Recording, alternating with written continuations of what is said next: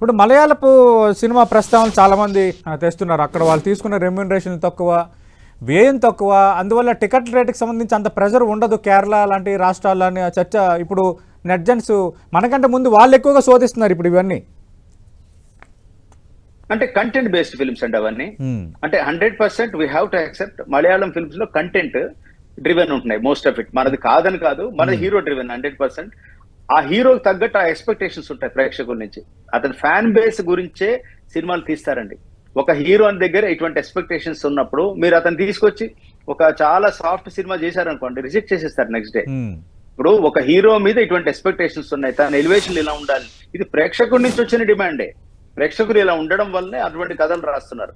ఈ స్పాన్ అక్కడ చూస్తే హీరోయిక్ ఎలిమెంట్ కన్నా కూడా స్టోరీలో ఉన్న story itself is a హీరోగా వాళ్ళు ట్రీట్ చేశారని నేను అనుకుంటే. If you look at films like Drishyam కావచ్చు, ఏమన్నా కావచ్చు, మలయాళం అండ్ తమిళ్ అవన్నీ వాళ్ళు మోర్ అన్ స్టోరీ డ్రివెన్ గా వెళ్ళారు.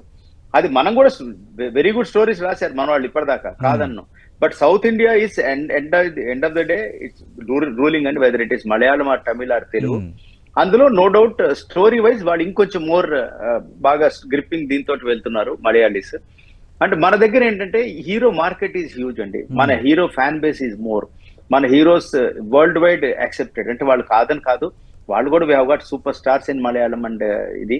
And Tamil is again extremely high అండి. ఇప్పుడు విజయ్ తలపతి లాంటి వాళ్ళు తీసుకుంటే వాళ్ళు దే ఆర్ రూలింగ్. సో ఇప్పుడు ఇలా ఉన్నప్పుడు స్కేల్స్ తగ్గట్టుగా హీరో తగ్గట్టుగా పెరుగుతాయి. అదొకటే, దానికి తగ్గట్టు వెళ్ళడం వల్ల బడ్జెట్లు పెరిగాయి. కానీ బడ్జెట్ పెరిగిందని ఆ భారం ప్రేక్షకుడికి మోయమంటే మోయని అంటున్నాడు. అందుకనండి ఇప్పుడు ప్రేక్షకుడు మొయ్యనప్పుడు నష్టపోయేది ఎవరండి? నిర్మాతే కదా. అవును, నిర్మాత విల్ రియలైజ్. నిర్మాత రియలైజ్ అంతకుముందు 4 సినిమాలు చేతులు కాలేక కూడా 5వ సినిమా కూడా పెద్ద హీరోతో పెట్టి మళ్ళీ అంతే నేను తీస్తాను అంటే ఈ ఇండస్ట్రీ అలా కమాండ్ చేస్తుందండి. ఇక్కడ whether it is producer or director or somebody ఆ గ్రూవ్ లో పడి అందులో వెళ్లాల్సిందే గానీ నేను ఎవేగా నేను ఇందులోనే తీస్తానంటే ఫస్ట్ నేను ఎవే వెళ్ళి నేను చాలా సాత్వికమైన సినిమా తీస్తాను హీరోని పెట్టింటే వాళ్ళు డేట్స్ ఇవ్వకపోవచ్చు. ఒకవేళ ఆ హీరో తను ఒప్పుకుని వాళ్ళు ఇష్టం కొద్ది చేసినా థియేటర్ ప్రేక్షకులు రాకపోవచ్చు. So it is driven purely by demand and ప్రేక్షకుల విమ్స్ అండి. ఎండ్ ఆఫ్ ద డే ప్రేక్షకులు ఇలా కోరుకున్నారు కాబట్టి తీశారు. అట్ ద సేమ్ టైం వాళ్ళు ఏమంటారంటే మేము ఇలా కోరుకున్నాం, అలానే మా మీద 3000 టికెట్ పెడతారా అని అనొచ్చు. Correct, we how to support. End of the day cinema survive అయ్యేది ఒక కామన్ మ్యాన్ చేతిలోనే.